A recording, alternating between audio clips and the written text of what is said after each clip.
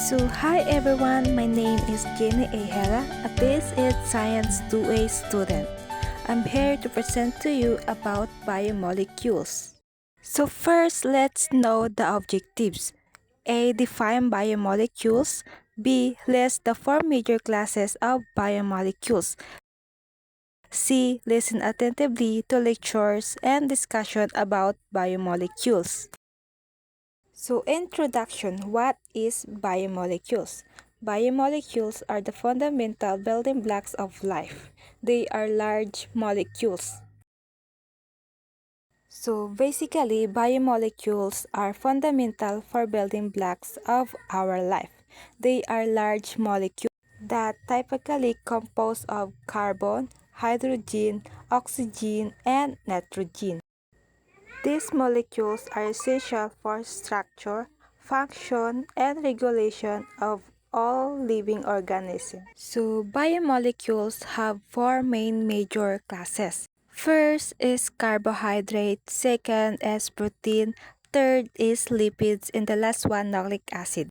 So, what is carbohydrate? Carbohydrates are biological molecules that made of carbon, hydrogen, and oxygen in a ratio of roughly 1 carbon atom to 1 water molecule.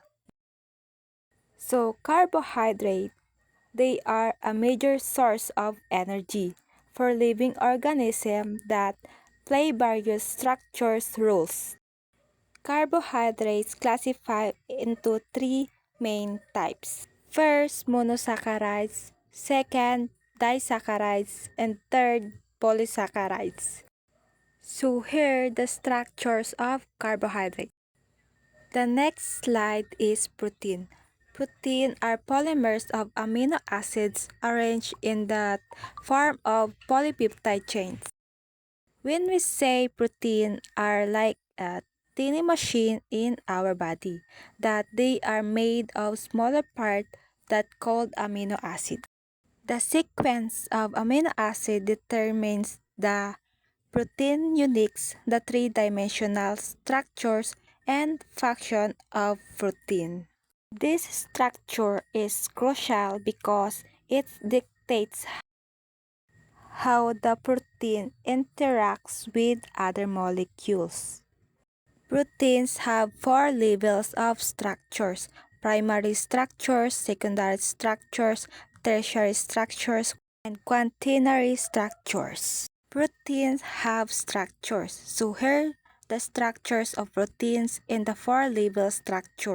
So next is lipids. So what is lipid? Lipids are fats and oil. Lipids are important because they build cell membrane, which are like the walls of our cells, at controlling what is enters and lives in our cells. Lipids have types: fatty acid, phospholipids, and triglycerides. Last is nucleic acid. What is nucleic acid? Nucleic acid are vital macromolecules that carrying genetic information within cells. They are responsible for storing, transmitting, and expressing genetic instructions that enabling the synthesis of proteins and the participation of cells.